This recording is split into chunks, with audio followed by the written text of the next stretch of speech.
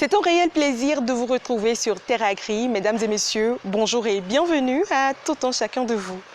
Les champignons sont à la base des fruits sauvages, consommés en majorité par des personnes indigènes. Riches en plusieurs nutriments, ils permettent de lutter contre le froid, de renforcer les os, de stimuler le système immunitaire et de maintenir la peau en bonne santé. Connaissant de plus en plus ces bienfaits, les champignons sont non seulement consommés par des personnes indigènes, mais aussi par des personnes nantis. C'est d'ailleurs une situation qui pousse certains producteurs à cultiver le champignon. Le champignon est-il un secteur d'activité prometteur? Pour en parler, nous avions pris rendez-vous avec Nassidatou Kosoko, muscultrice à Glodjigbe. Bonjour Madame Nassidatou Kosoko. Bonjour, chers journalistes. Déjà, qu'est-ce que le champignon?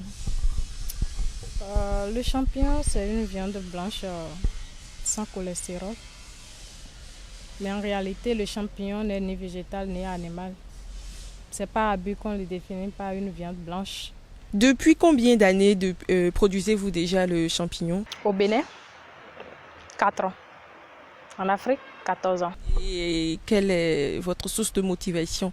Qu'est-ce qui vous a véritablement motivé à pouvoir produire cette viande blanche? Cette motivation vient d'une étude empirique que j'ai faite par rapport à la situation sanitaire de notre pays. Je me suis rendu compte au fait que de plus en plus, beaucoup de jeunes souffrent de maladies dont on n'entendait même pas parler d'avant, alors qu'avant, ce n'était pas ça. Cette situation qui m'a amené à faire des recherches, je me suis posé beaucoup de questions. Je me suis dit qu'il y a une part de responsabilité par rapport à ce que nous mangeons. Parce que j'ai fait le rapprochement entre ce que nos parents mangeaient et ce que nous mangeons aujourd'hui. Et du coup, je me suis mise à faire la recherche. C'est ainsi que je suis tombée sur le champignon. Et quels sont les différents types de variétés de champignons qui existent? Et quelle est la variété que vous produisez et pourquoi? Dans le monde entier, il y a plus de 16 000 espèces de champignons. Je parle bien d'espèces de champignons. En Afrique, précisément au Bénin, en Afrique de l'Ouest, généralement, la culture de champignons qui se fait, c'est la culture des pleurotes. Pourquoi? Parce que c'est cette culture-là qui s'y prête à notre climat. On ne peut pas produire le champignon de Paris au Bénin, on n'a pas le même climat pour pouvoir favoriser cette pousse-là. On peut le faire, mais ça demande beaucoup d'exigences. Beaucoup. Parlez-nous des techniques de culture de champignons qui existent et quelle est la technique que vous utilisez et pourquoi vous utilisez cette technique? Il y a plusieurs types de culture de champignons. Nous avons la technique de production sur du substrat, la technique de production par gobétage, la technique de production sur billon, la technique de culture sur des tranchées de bois, la technique sur les arbres. Il y a tellement de techniques à ne pas en finir. Mais la technique que nous avons adoptée ici, c'est la technique sur le substrat, la production de champignons sur du substrat stérilisé. Et pourquoi vous avez adopté cette technique? Elle est plus facile et donne un meilleur rendement. La technique de culture sur l'arbre, ça peut prendre 2 ans avant que vous n'ayez les premiers fruits. Quelle quantité de champignons produisez-vous chaque année? Cela varie. Si nous faisons une production continue,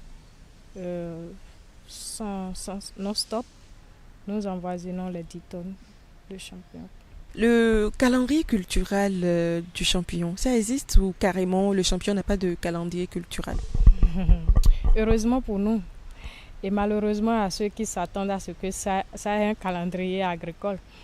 Le champignon qui se fait à travers le substrat sert une culture sans calendrier agricole.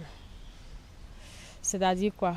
Cette culture, tu peux le faire tout le temps, tous les mois. C'est une culture non-stop à plein temps.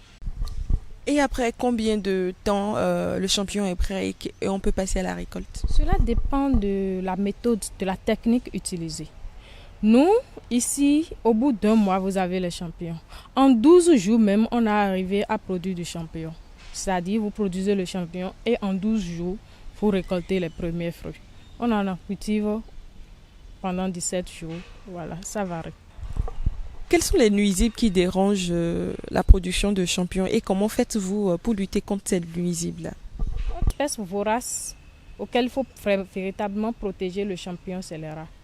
Parce que quand eux, ils découvrent le champignon, je vous assure, ils mangent tout, ils arrachent tout. Ils ne laissent même pas une partie à l'homme. Si ce n'est pas leur déchet, ils vont vous laisser. Et du coup, pour se protéger comme ça, il vaut mieux avoir un chat ou s'il y a des rats dans la zone, bien sûr. Qui sont vos potentiels clients? C'est vous et moi. Lui et tout autre. Il y a les supermarchés, il y a des personnes individuelles qui viennent au centre en acheter. Nous avons également des groupements. Dans certains hôpitaux, on reçoit également des commandes qu'on va livrer aux clients. Comment se vend le champignon kilo et à combien? Le champignon se vend au kilo. Et je vous dirais que entre l'Afrique et l'Europe, c'est l'Afrique qui vend tellement moins cher le champignon. Et les plus autres, Florida et Australie, ne sont pas au même prix. Ça va varier entre 2000 à 3500, des fois 5000 le kilo. Il est rare de nous voir vendre le kilo de champignons à 2000 francs. Très rare. Pour finir, Madame Kosoko, avec quel capital un jeune pourra-t-il commencer cette activité? Cela dépend. Pour quelqu'un qui veut commencer sans rien du tout, néanmoins il lui faut quand même la terre ou l'espace sur laquelle il peut produire, il peut construire plutôt la championnière. Pour faire la production, avec 50 000, il peut faire une production. Donc avec 50 000, un jeune peut déjà démarrer la production de champignons. Si ce jeune a à sa disposition la championnière équipée d'étagères évidemment et le matériel de production avec 50 000 francs, il peut déjà commencer la production. On va finir pour vous poser cette question sur cette émission aujourd'hui où nous parlons véritablement de la production du champignon. Pensez-vous qu'au Bénin ici, ce secteur prometteur? Évidemment, c'est très prometteur d'ailleurs. Pourquoi? Parce qu'on a plus de malades que de personnes bien portantes. Et je pense que l'État doit faire la promotion de cette filière s'il veut gagner ses hommes. Parce qu'il n'y a pas de nation sans hommes, véritablement. Et du coup, ce secteur vraiment, c'était très porteur. Votre mot de la fin?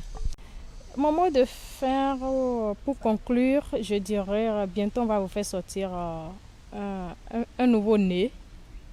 Dans toujours le domaine du champignon, cette fois-ci ce ne sera pas les pleurotes, mais ce sera un champignon entièrement médicinal. Ce champignon sera un champignon qui est adapté pour ceux-là qui souffrent du cancer, de l'hypertension et du diabète. C'est un champignon qui fait un travail merveilleux sur les cellules cancérigènes. Merci. Donc, on va juste attendre ce nouveau-né alors. Ah oui. Madame Nassidatou Kosoko, merci de nous avoir reçus chez vous pour nous parler de long en large de la production du champignon. C'est long. Riches en protéines, les champignons sont les seuls végétaux à produire de la vitamine D. Au Bénin, c'est un secteur d'activité prometteur, mais qui peine toujours à démarrer. Mesdames et messieurs, nous sommes à la fin de cette émission. Merci à tout un chacun de vous de nous avoir suivis. On se dit à très bientôt pour un nouveau numéro.